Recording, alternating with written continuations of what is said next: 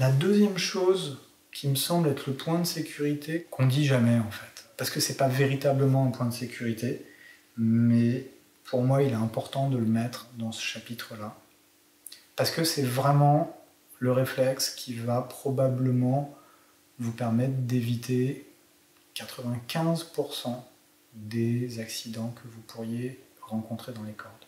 Vous oubliez la suspension. Voilà. Je ne peux pas être plus clair que ça. En tant que débutant, vous mettez la suspension très très très loin de vous, de vos objectifs. C'est quelque chose qui doit être lointain. D'accord ? Il faut comprendre que la suspension est au shibari, ce que la haute montagne est à la randonnée. C'est un sport extrême. Alors je suis peut-être un petit peu extrémiste quand je dis ça, mais pas tant que ça. À mon sens, ce qui définit un sport extrême, c'est une pratique dans laquelle la décision est quasiment vitale. C'est-à-dire qu'une erreur de jugement, le mauvais mouvement, un temps de réponse qui est un petit peu décalé ou trop long, va transformer un incident qui peut passer comme une lettre à la poste en un accident potentiellement mortel. Et je ne veux pas vous alarmer non plus, le shibari n'est pas une pratique dans laquelle il y a des dizaines d'accidents. Ouais, parfois on se blesse, mais enfin, à la base c'est un art martial quand même ce truc-là. Mais par contre, la suspension, c'est un truc dans lequel il faut arriver préparé.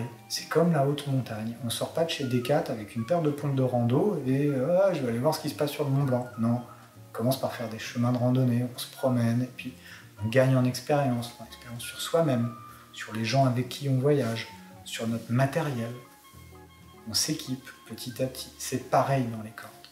Alors je me doute bien que c'est pas en tant que rigueur que vous êtes en train de vous dire « Oh, je vais partir en suspension ».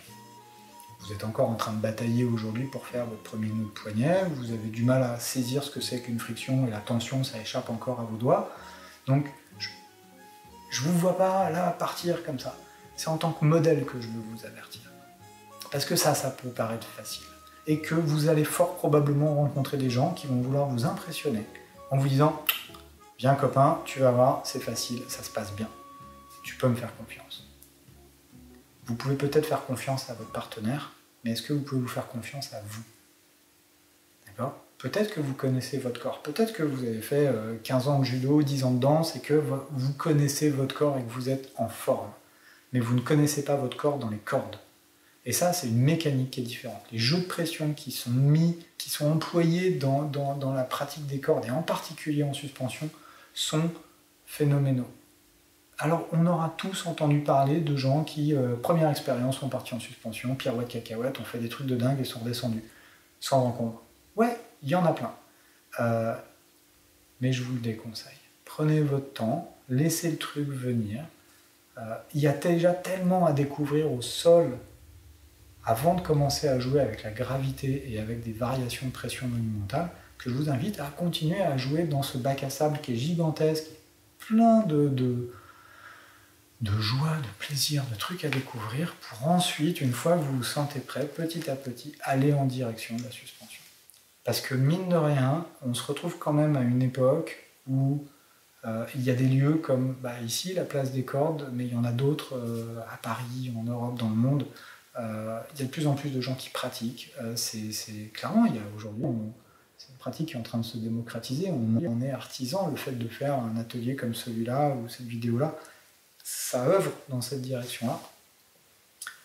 Du coup, ça veut dire que le nombre, en valeur absolue, le nombre d'incidents et d'accidents est en train d'augmenter. Et il faut essayer de contrôler ça. Peut-être qu'en proportion, il n'augmente pas, j'en sais rien.